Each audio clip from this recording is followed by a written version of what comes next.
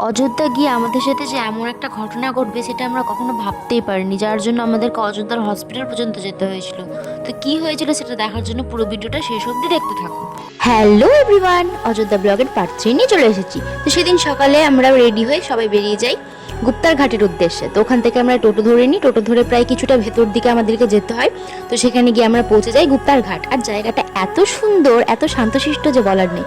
তো আমরা ওখানে গেলাম, ওখানে চারিপাশটা ঘুরলাম, চারিদিকটা খুবই সুন্দর। আমরা বোটিং করলাম, ওখানে বোটে চাপলাম, এত সুন্দর লাগছিল চারিদিকটা। বোটে চেপে তো এত ভালো লাগছিল, ভয়ও লাগছিল। প্রথমবার চাপছিলাম আমি চাপিনি আগে, আমার মা আমাকে কখনোই বোটে চাপতে দেয়নি, এবার আমি চেপে গেছি সবার সাথে। তো প্রচণ্ড আনন্দ হয়েছিল, খুব ভালো লেগেছে। কিন্তু হঠাৎ করে জলের মধ্যে কি একটা ভাসতে দেখলাম, বুঝতে পারলাম না যে কি ছিল। তারপর আমরা ঘুরে ফিরে বোট থেকে নেমে গেলাম, আর নেমে ওখান থেকে আমরা বেরিয়ে যাই। তারপর ওখান থেকে বেরিয়ে আমরা টোটো করে চলে যাই নন্দীগ্রামের উদ্দেশ্যে। নন্দীগ্রামে প্রচুর দেখার জিনিস, প্রচুর ঠাকুরের থান আছে। তো ওখানে একটা নদী ছিল, যে নদীর উপর প্রচুর পদ্ম ফুল ফুটেছিল। তারপরে আমরা ওখান থেকে এগিয়ে চলে আসি শ্রী ভরত হনুমান মিলন মন্দিরে। ওখানে ভরত আর হনুমানজির মিলন একটা থান ছিল ঠাকুরের, যেটা খুবই সুন্দর ছিল দেখতে। ওটা দেখে তো মনটা পুরো ভরে গেছিল, এত সুন্দর লাগছিল। তারপরে ওখান থেকে একটু এগিয়ে একটা ভেতরে সিঁড়ি ছিল, সিঁড়ি দিয়ে অনেকটা নিচে যেতে হয়। নিচে গিয়ে ওখানে হনুমানজির মূর্তি ছিল, হনুমানজির থান ছিল, আরও অনেকগুলো ঠাকুরের থান ছিল। তো সেগুলো ঘুরে নিলাম, চারিদিকটা দেখে আমরা ওখান থেকে বেরিয়ে যাই। বেরোনোর সময় একটা মন্দির আসে, সেই মন্দিরটাতে ভেতর দিকে রামের পাদুকা জোড়া রাখা ছিল। তো সেটা দেখি, সেটা দেখেও আমরা ওখান থেকে বেরিয়ে যাই। বেরিয়ে এসে চলে যাই প্রাচীন শ্রীরাম জানকী মন্দির, যেখানে 27টি কূপের জল আছে। তো উনি সেটা দিচ্ছিলেন। তারপর ওখানে শ্রীরাম নাম হচ্ছিল, তা আমিও একটু করে নিই।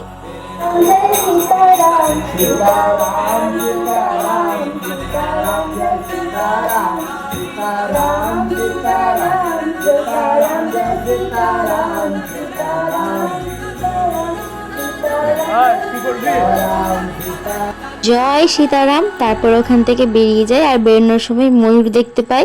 ময়ূরটা পাখনা মেলে দাঁড়িয়েছিল, ওটা দেখে তো আরো মন পুরো খুশি হয়ে যায়। তারপর ঘুরে ফিরে আমরা নন্দীগ্রাম থেকে বেরিয়ে যাই। নন্দীগ্রাম থেকে বেরিয়ে আমরা চলে আসি সূর্যকুণ্ড, যেখানে শ্রী সূর্যনারায়ণ মন্দির ছিল। আর ওখানে নদীতে এত মাছ ছিল, একটু কিছু মানে খাবার জিনিস দিলেই মাছগুলো একদম চারিদিকে গোল হয়ে যেত। আর প্রচুর মাছ ওখানে। তো আমরা একটু খেলে নিচ্ছিলাম, একটু আটা ফেলছিলাম, ওখানে আটা বিক্রি হচ্ছিল, তো আটা ফেলতাম, আর পুরো চারিদিকটা মাছে ভরে যেত। তারপর ওখান থেকে একটু সিঁড়ি দিয়ে উঠে ওপরের দিকে আসতে হয়, যেখান থেকে চারিদিকটা পুরো ভালো করে দেখা যায়। ওপরের দিকেই রয়েছে সূর্য নারায়ণ মন্দির, যেখানে আমরা প্রণাম করে নিই। তারপর ওখান থেকে বেরিয়ে চারিদিকটা ঘুরে নিচের দিকে চলে যাই, আর নিচের দিকে নদীর ধারে বসি, ওখানে বসে মনটা পুরো শান্ত হয়ে যায়। তারপরে একটু হাঁটাচলা করি, চারিদিকটা ঘুরে দেখি।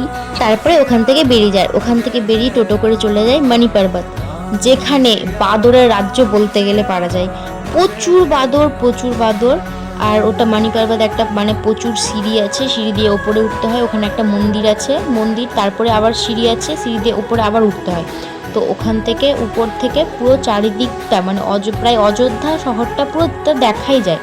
তো আমরা ওপরের দিকে চলে যাই, ওপরে গিয়ে ওখান থেকে অযোধ্যার রাম মন্দিরটা পুরোটা দেখা যায়। আর সেই মানি পর্বতেই আমাদের সাথে দুর্ঘটনাটা ঘটে। আমার মা একা একা সিঁড়ি দিয়ে নামছিল, ব্যাস তখনই আমার মাকে বাদর এসে খামচে নেয়। ব্যাস তারপরে আমাদেরকে যেতে হয় হসপিটাল, ওখানে গিয়ে টিটেনাস দেয় একটা, আর একটা ক্রিম দেয় হাতে লাগানোর জন্য। তারপরে হসপিটাল থেকে চলে আসি হোটেল, আর হোটেলের বাইরে একটা দোলনা ছিল, তো ওখানে একটু বসে আমি টাইম স্পেন্ড করে নিচ্ছিলাম, কারণ মায়ের জন্য মন খারাপ হচ্ছিল, কারণ আমার মাটাকে বাদর খামচে নিল বেচারি। রুমে গিয়ে রেস্ট করে আবার সন্ধ্যাবেলার দিকে আমরা ঘুরতে বেরিয়েছিলাম।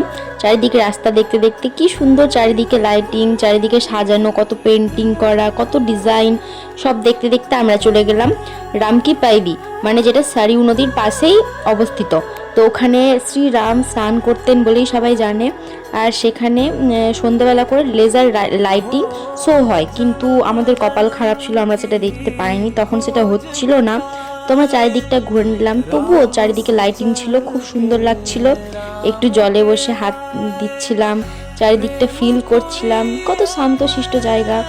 আর জানি না কবে আসতে পারবো কিনা, এটাই সেদিনই ছিল আমাদের অযোধ্যাতে লাস্ট দিন। এত মন খারাপ হচ্ছিল, কি কি সুন্দর 3-4টে দিন কাটালাম, খুব সুন্দর লাগলো অযোধ্যা। ওখান থেকে বেরিয়ে হাঁটতে হাঁটতে চলে গেছিলাম আবার শারীর নদীর কাছে। ওখানে গিয়ে একটু বসলাম, ঘুরলাম ফিরলাম, তারপরে রুমে যাওয়ার জন্য বেরিয়ে গেলাম। জানি না আবার কবে অযোধ্যা যেতে পারবো, যদি শ্রীরাম চান, শ্রীরাম ডাকেন, তাহলে ঠিক অযোধ্যা যাব। তো চলো আজকের মতো এখানেই শেষ অযোধ্যার ব্লগ। সবাই বলো জয় শ্রীরাম, জয় শ্রীরাম, জয় শ্রীরাম, হর হর মহাদেব।